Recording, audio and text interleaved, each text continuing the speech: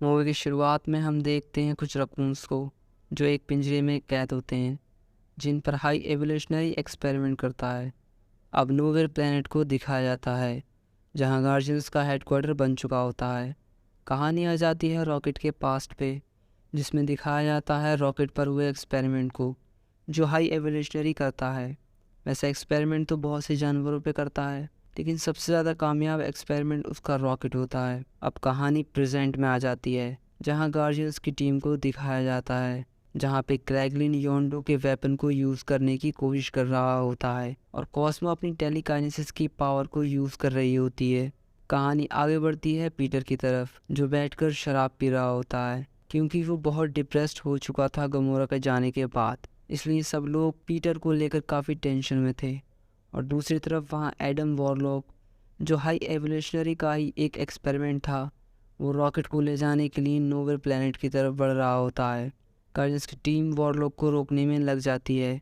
पहले nebula warlock को रोकने की कोशिश करती है, लेकिन वॉरलॉक नेबुला पर लगातार हमला करने लगता है। तब ग्रूट उसे अपनी ब्रांचेस से जकड़ लेता है, लेकिन वॉरलॉक उसकी ब्रांचेस काट देता है। ड्रैक्स वॉरलॉक पर हमला करने लगता है, लेकिन वॉरलॉक को रोकना ड्रैक्स के लिए बहुत मुश्किल था। वॉरलॉक सब पर भारी पड़ रहा होता है। बहुत देर वॉरलॉक से लड़ने के बाद नेबुला अपने नए वेपन से वॉरलॉक पर वार कर देती है और वो सब मिलकर वॉरलॉक को हरा देते हैं। लेकिन रॉकेट इस सब में बहुत जख्मी हो जाता है और वॉरलॉक वहाँ से भाग जाता है। दूसरी तरफ हम देखते हैं साइंटिस्ट को, जो एक रकून पर एक्सपेरिमेंट करने के बाद उसे एक पिंजरे में डाल देते हैं, जहाँ और 3 जानवरों पर एक्सपेरिमेंट करके उन्हें वहाँ बंद किया हुआ था।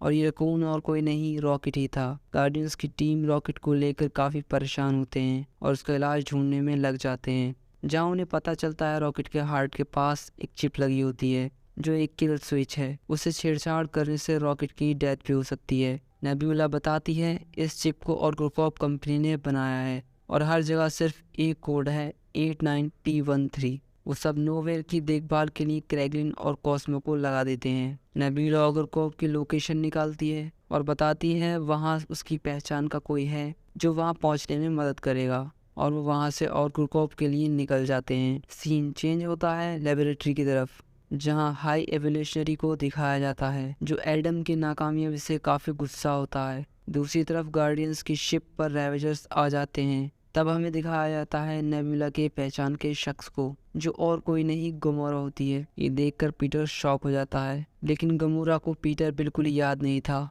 क्योंकि उसकी कुछ मेमोरीज उसके पास नहीं थी, तो वो पीटर को भूल चुकी थी। रेवेजर्स गार्जियंस को ड्रेस देते हैं ऑर्गोकॉप की जगह में जाने के लिए, जिससे उन्हें शक ना हो। सीन चेंज होता है जहां रॉकेट और हाई एवोल्यूशनरी को एक साथ दिखाया जाता है। हाई एवोल्यूशनरी रॉकेट को एक एक्सपेरिमेंट दिखाता है जिसमें वो एक कछुए को हाइब्रिड में बदल देता है, लेकिन कछुआ बहुत एग्रेसिव हो जाता है क्योंकि उनमें एक केमिकल की कमी थी। केमिकल की कमी की वजह से ज़्यादातर एक्सपेरिमेंट में ऐसा ही होता था। रॉकेट इसकी प्रॉब्लम की वजह हाई एवोल्यूशनरी को बता देता है। अगले सीन में दिखाया जाता है गार्डियंस की टीम को जो ऑर्गोकॉप की जगह पर आ चुके थे और वो 89P13 की फाइल ऑर्गोकॉप के मैनेजर को धमका के ले लेते हैं। गार्डियंस की टीम उस फाइल को लेकर वहां से चले जाते हैं। उस फाइल से उन्हें कुछ खास इन्फॉर्मेशन तो मिलती नहीं है क्योंकि वहाँ के एक साइंटिस्ट ने मेन फाइल अपने डेटा में डाउनलोड कर दूसरी फाइल डिलीट कर दी थी। इसलिए अब गार्डियंस हाई एवोल्यूशनरी के पास जाने के लिए तैयार हो जाते हैं। गमोरा उन्हें ऐसा करने से मना करती है, लेकिन वो नहीं मानते हैं और हाई एवोल्यूशनरी के पास जाने के लिए निकल जाते हैं। गमोरा उसे रेवेंजर्स के पास छोड़ने के लिए कहती है, लेकिन उनके पास इतना टाइम नहीं होता है, तो वो उसे अपने साथ ही ले जाते हैं। दूसरे सीन में रेवेंजर्स के एक आदमी को ऑर्गोकॉप के लोग वॉरलॉक के पास ले जाते हैं, जहाँ उन्हें उससे तो कोई जानकारी नहीं मिलती है, लेकिन गमोरा शिप की लोकेशन उसे सेंड कर देती है और वो लोकेशन अब ऑर्गोकॉप के पास होती है। कहानी फिर एक बार फ्लैशबैक में चली जाती है, जहाँ हाई एवोल्यूशनरी रॉकेट से कहता है वो बिल्कुल सही था केमिकल के बारे में। वो कुछ स्पेशीज पर एक्सपेरिमेंट करके भी दिखाता है। अब वो स्पेशीज एग्रेसिव नहीं बल्कि शांत थी। रॉकेट हाई एवोल्यूशनरी से कहता है अब सब ठीक हो जाएगा और हम सब एक साथ रहेंगे। हाई एवोल्यूशनरी रॉकेट की इस बात पर हंसने लगता है क्योंकि 89 के जितने भी एक्सपेरिमेंट थे वो उनको कभी अपने साथ रखने वाला नहीं था, और वो अपने साइंटिस्ट को रॉकेट का दिमाग निकालने के लिए बोल देता है। अब काउंटर अर्थ को दिखाया जाता है जहां गार्डियंस पहुंच चुके थे। काउंटर अर्थ सेम अर्थ की तरह थी। पीटर वहाँ के लोगों से उसी साइंटिस्ट का पता पूछता है जिसने रॉकेट की फाइल डाउनलोड करके वहाँ से डिलीट कर दी थी। उन्हें एक जगह का पता लगता है और वो लोग एक कार से वहाँ जाने लगते हैं। गमोरा शिप में ही रुक जाती है। गार्डियंस अब हाई एवोल्यूशनरी के पास पहुँच जाते हैं। अगले सीन में दिखाया जाता है जहाँ रॉकेट को वापस पिंजरे में कैद कर देते हैं। रॉकेट अपने दोस्तों के साथ वहाँ निकलने का प्लान बनाता है। वहाँ पर पड़े गैजेट से चाबी बनाता है और अपने एक दोस्त को बाहर निकाल लेता है।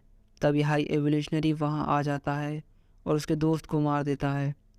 रॉकेट को बहुत गुस्सा आ जाता है और उसके मुंह पर हमला कर देता है। तभी उसके ऑफिसर्स वहाँ आ जाते हैं। रॉकेट वहाँ से अपनी जान बचाने के लिए एक शिप में बैठकर वहाँ से निकल जाता है। हाई एवोल्यूशनरी पीटर से कहता है वो एक परफेक्ट काउंटर अर्थ बनाना चाहता था। तो पीटर उससे कहता है ये कैसे परफेक्ट काउंटर अर्थ हो सकती है।